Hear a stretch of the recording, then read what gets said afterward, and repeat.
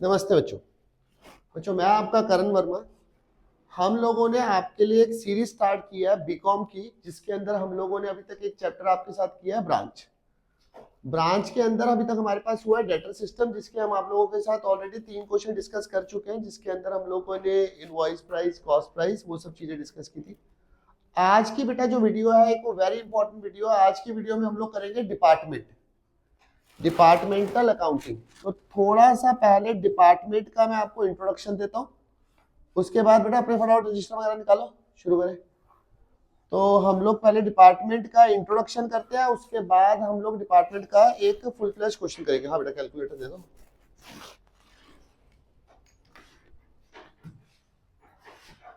तो चलिए करें स्टार्ट। तो चलिए बच्चों, डिपार्टमेंट होता क्या है, कोई बच्चा बताएगा डिपार्टमेंट क्या होता है? डिपार्टमेंट ध्यान से समझो बच्चों। डिपार्टमेंट जैसे कि एक कोई यूनिवर्सिटी है, ठीक है, तो वहां पे सारा का सारा काम एक आदमी नहीं कर सकता। तो वो लोग क्या करेंगे, एक बहुत बड़े काम को डिफरेंट डिफरेंट डिपार्टमेंट में डिवाइड कर देंगे।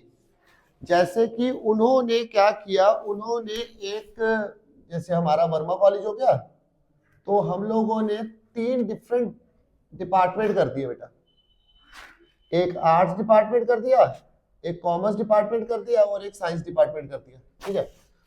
अब डिपार्टमेंट में दिक्कत क्या है, डिपार्टमेंट में सबकी अलग अलग सेल है, सबकी अलग अलग वेजेस है, सबकी ओपनिंग स्टॉक है, सबका परचेज है। तो डिपार्टमेंट 2 प्रकार के होंगे बेटा। जब हम डिपार्टमेंट अकाउंटिंग पढ़ेंगे, डिपार्टमेंट अकाउंटिंग में 2 तरह की अकाउंटिंग करेंगे, एक इंडिपेंडेंट, एक डिपेंडेंट। इंडिपेंडेंट डिपार्टमेंट का मतलब क्या होता है, जिसको हमारे से कोई लेना नहीं, अपने सारे डिसीजन वो खुद लेगा। और जो डिपेंडेंट रहेगा वो हम उसको इंस्ट्रक्शन देंगे और वो उसको फॉलो करेगा। डिपार्टमेंट के अंदर हमारे पास मोस्ट प्रॉब्ली जो टॉपिक है वो वही है जो तुम लोगों ने 11th-12th में पढ़ा, जिसके अंदर हम लोग बनाएंगे ट्रेडिंग और पीएनएल अकाउंट। इसके अंदर नंबर ऑफ अकाउंट कौन से बनेंगे बेटा?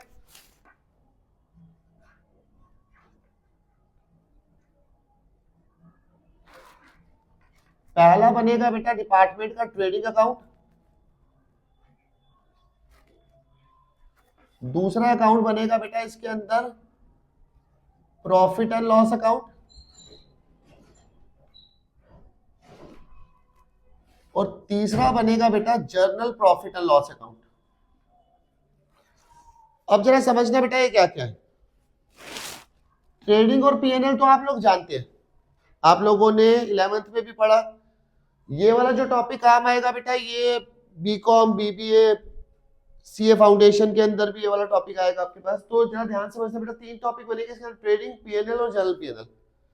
इसके अंदर क्या है, हमारे पास हमें कुछ खर्चों को अपोर्शनमेंट करना पड़ेगा, एलोकेट करना पड़ेगा, फिर उसको अपोर्शन करना पड़ेगा। अब ये क्या चीज है, जैसे कि मान लेते हैं कि हमारे को वेजेस दे रखी है, ए की इतनी, बी की इतनी, हमें उसका बता रखा है कि ए का और बी का इतना है, तो कोई दिक्कत नहीं है। बट हमें सिर्फ वेजेस दे रखा है, हमें ये नहीं बता रखा कि ए के पास कितनी वेजेस जाएगी और बी के पास कितनी वेजेस जाएगी। तो हम उसको क्या करेंगे, हम उसको अपोर्शन करेंगे अकॉर्डिंग टू द रेशियोज। कई बार वो रेशियो आपको गिवन होते हैं और कई बार आपको निकालने पड़ते हैं। बट आप याद रखना, जो भी डायरेक्ट एक्सपेंस होंगे, डायरेक्ट एक्सपेंस को हमेशा हम अपोर्शन करेंगे on the basis of purchase. याद रखना बच्चों, जो डायरेक्ट एक्सपेंस रहेंगे,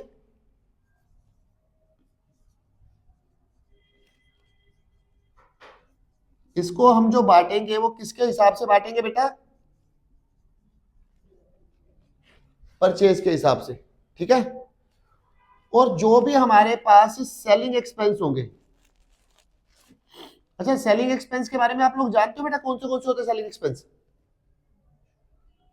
जो किसी को बेचने के लिए किया, जैसे कि एडवर्टाइजमेंट, बैड डेट्स भी ऐसे सेलिंग का ही पार्ट हो जाता है, मगर वो क्रेडिट सेल के ऊपर आता है। तो जो जो हमारे पास सेलिंग एक्सपेंस होंगे वो सारे के सारे डिवाइड होंगे on the basis of sales, ठीक है।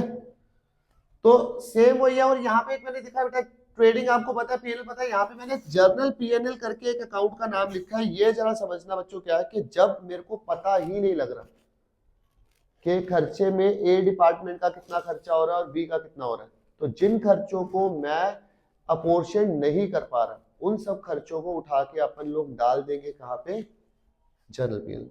ये बात याद रहेगी। 3 अकाउंट बनाएंगे बेटा, trading PNL, general PNL. General PNL तब बनेगा जब कोई खर्चे ऐसे दे रखे हो जिसको हम लोग अपोर्शन करने में नाकामयाब है, अपन को समझ ही नहीं आ रहा कि इसको किसके बेस पे बांटना है, हमको एरिया भी नहीं दे रखा। ठीक है, तो चलिए बच्चों एक क्वेश्चन करते हैं, बहुत इजी टॉपिक है और ये वाला टॉपिक एक 100% बीकॉम के अंदर 14 नंबर का आ ही रहा है। ठीक है, तो यहां तक क्लियर है बच्चों? ठीक है, अब मेरे को इसको इरेज करना है, आपको इसको नोट करना है तो आप इसको नोट कर लीजिए।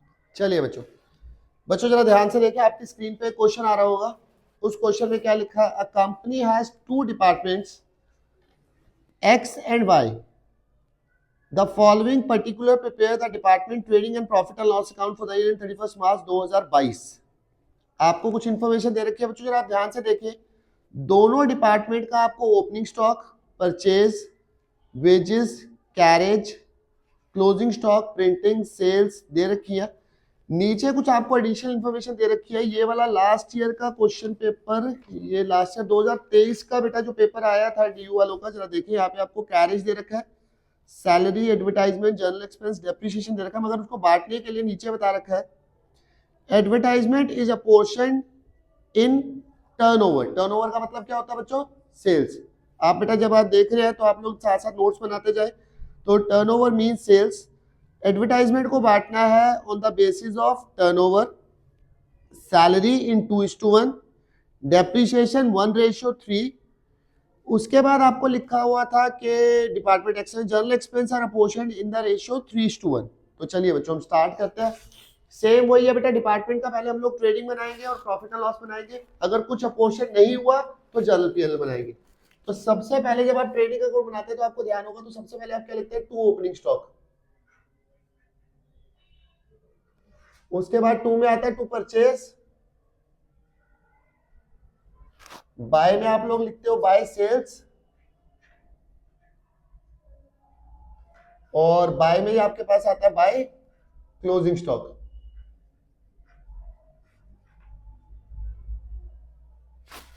जरा चेक करें बेटा, ओपनिंग स्टॉक की वैल्यू क्या दे रखी है? डिपार्टमेंट एक्स का है और वाई है। डिपार्टमेंट एक्स का ओपनिंग स्टॉक दे रखा है 50,000, वाई का दे नहीं रखा। तो एक्स का आपको दे रखा है 50,000। यार इससे बड़ा नहीं लिख पाऊंगा मैं, है तो बाकी तुम देखो। एक्स का दे रखा है 50,000, वाई का ये रहा। परचेज है बेटा 11,20,000 और 4,80,000। 11,20,000 और दूसरे वाले की 4,80,000। बिल्कुल वही है जैसे आप लोग 11th में बना रहे थे पीएनएल, वहां पे एक बन रहा था, यहाँ पे एक के साथ एक फ्री है। आपको सेल्स जरा चेक करो बेटा, 11,50,000 और 7,50,000 दे रखी है। आपको सेल्स 11,50,000 और 7,50,000 दे रखी है। उसके बाद क्लोजिंग स्टॉक दे रखा है, अरे एक का 6 लाख और दूसरे का मात्र 90,000। एक का 6 लाख और दूसरे का 90,000। ठीक है जी, ये तो कटु सत्य है, जो आता ही आता है। अब उसके बाद जरा आप चेक करें बेटा, स्टार्टिंग से देखते हैं। सबसे पहले था ओपनिंग स्टॉक आ गया हमारा, परचेज आ गया, वेजेस दोनों की दे रखी है वेजेस। एक्स की वेजेस हुई 50,000 और वाई की हुई 80,000। तो हम यहाँ पे 2 में दिखा देते बेटा, 2 वेजेस। एक्स की है 50,000 और वाई की 80,000। वेजेस के बाद दे रखा कैरेज आउटवर्ड। कहा जाता है कैरेज आउटवर्ड? पीएनएल के अंदर। ये इनडायरेक्ट एक्सपेंस है, तो मैं एक काम करता हूं, उसको हाथों हाथ निपटाई देता हूं, थोड़ी सी जगह छोड़ के यहाँ पे लिख देता हूं उसको।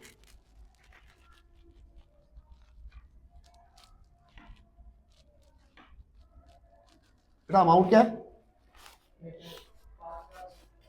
5,000 और सीधा 70,000। चलिए लिख देते हैं।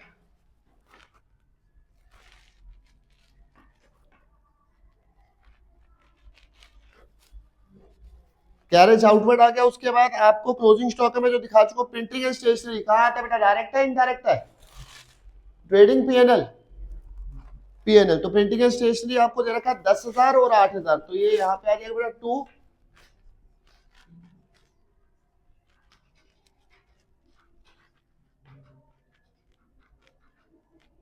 क्या अमाउंट है दोस्त,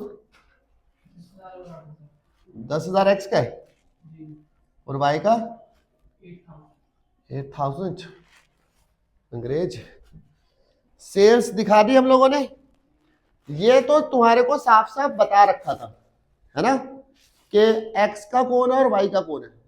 बट कभी कभी बच्चों कुछ चीजें ऐसी होती है जो तुम्हारे को दिख नहीं पाती, है ना, तो तुम लोग अपनी अंदर से कुछ ना कुछ अपने लगा के रिसोर्सेज लिंक तुम लोग अंदर की छुपी इंफॉर्मेशन निकलवाते हो, तो बस अब हमने वही करना है। जरा आप देखो कौन आपको धोखा दे रहा है और कौन आपके सामने है, जिसमें सबसे पहले आपको दे रखा है advertisement. Advertisement is to be apportioned in turnover ratio. Turnover बोले तो सेल्स, सेल्स बोले तो 11,50,000 और 7,50,000। जरा हम लोग यहाँ पे एडवर्टाइजमेंट, एडवर्टाइजमेंट का डायरेक्ट एक्सपेंस है इनडायरेक्ट एक्सपेंस है जी, इतना नालायक, इनडायरेक्ट एक्सपेंस होती है बेटा, इतना गलत कैसे हो सकता है तुम। टू एडवर्टाइजमेंट, एडवर्टाइजमेंट को बोला है जो बांटना है उसका रेशियो रखना है सेल्स का। सेल्स आपको दे रखी थी 11,50,000 और 7,50,000, सारी जीरो पहले निकाल दो, क्या बचेगा बेटा 115 और 75। तो बेटा रेशियो निकला है, आप चाहो तो उसको और छोटा कर सकते हो, बट तुम्हारे पास अच्छे बढ़िया कैलकुलेटर एडवर्टाइजमेंट का अमाउंट कितना दे रखा था बेटा, एडवर्टाइजमेंट का अमाउंट था 1 2 3, 3 नंबर पे एडवर्टाइजमेंट था 45,000। तो एडवर्टाइजमेंट का जो 45,000 था उसको बांटना है इस रेशियो में। तो ये हम करें, कहाँ गया कैलकुलेटर, 45,000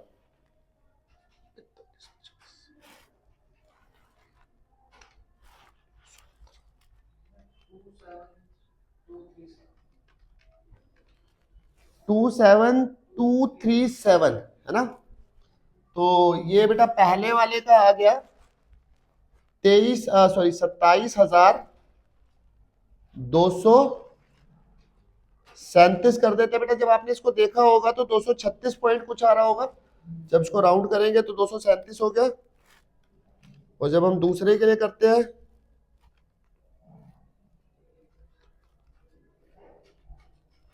बेटा 17,763 फॉर अंग्रेज 50, 17,763। गाइस गॉट इट, कोई दिक्कत मालिक साहब। चलिए एडवर्टाइजमेंट हो गया। उसके बाद आपको क्या लिखा था कि जो सैलरी को बांटनी है वो बांटना है 2:1 में। सैलरी को बांटना है 2:1 में, सीधा सीधा बता दिया। सैलरी का अमाउंट आपको दे रखा है 1,35,000 रुपए, इनडायरेक्ट एक्सपेंस होता है बच्चों, तो 2 में आ जाएगा 2 सैलरी। सैलरी का अमाउंट कितना दे रखा है दोस्त, 135। अंग्रेज, और किस रेशियो बांटने के लिए कह रहा है 2:1 में, तो 2:1 में बांटे जरा इसको।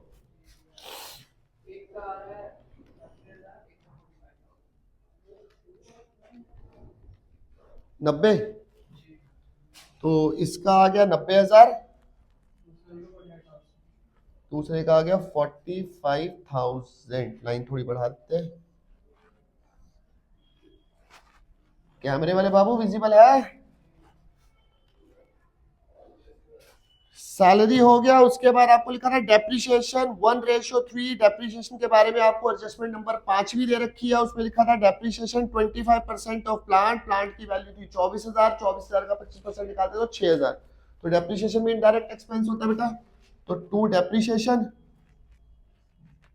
6,000 रुपए, जिसको हमने बांटना किस रेशियो में, 1:3। 3 और 1 4, तो 1,500 रुपये हो गया इस वाले भाई का, और 4,500 रुपये हो गया वाई का। क्या बच्चों ये समझ आ रहा है, कुछ मुश्किल लग रहा है, आसान है। डेप्रिसिएशन के बाद आपको लिखा हुआ था कि जो जर्नल एक्सपेंस है, जर्नल एक्सपेंस को बांटना है 3:1 में। जर्नल एक्सपेंस आपको दे रखे हैं 4 लाख रुपए के, तो ये भी यहाँ पे आ जाएगा बेटा 2 जर्नल एक्सपेंस, कितने क्या है, 4 लाख क्या ना, और इसको बांटना है 3:1 में। तो ये तो बड़ा ही आसान हो गया, ये आ गया 3 लाख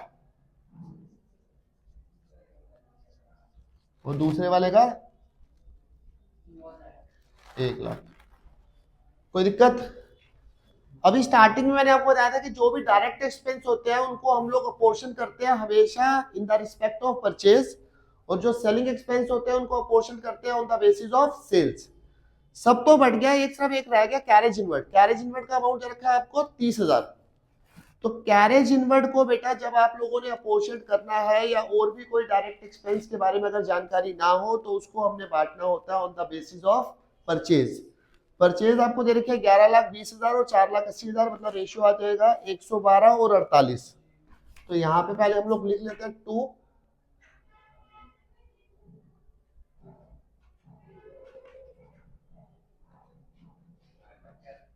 कैरेज इनवर्ड कितना है, इसको बांटना है 112 और 48 के रेशियो में।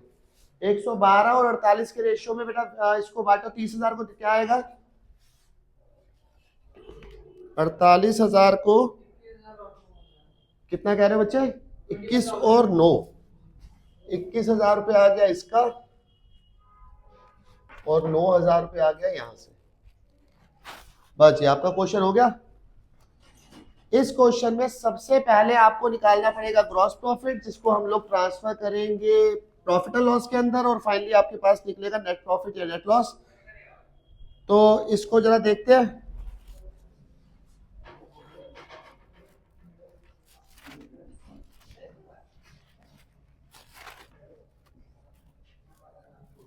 ग्यारह और 6 17, 17,50,000, 8,40,000।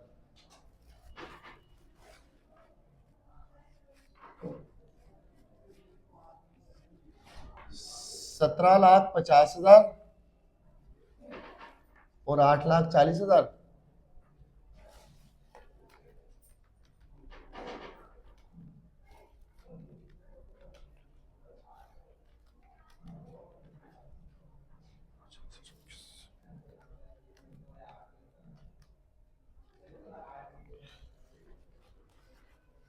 ₹5,09,000 रुपए का ग्रॉस प्रॉफिट आ गया बेटा।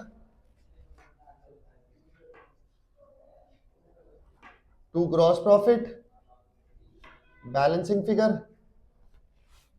5,09,000 रुपए तो आ गया इसका, और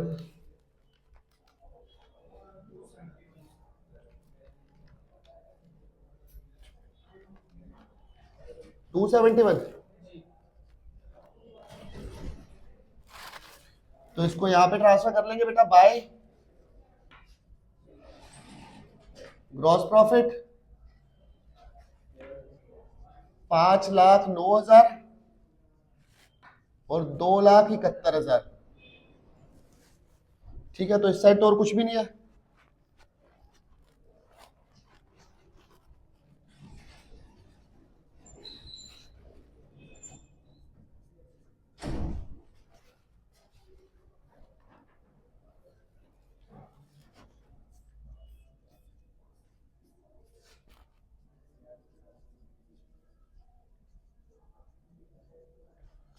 और बेटा बैलेंसिंग फिगर आपके पास आ जाएगी नेट प्रॉफिट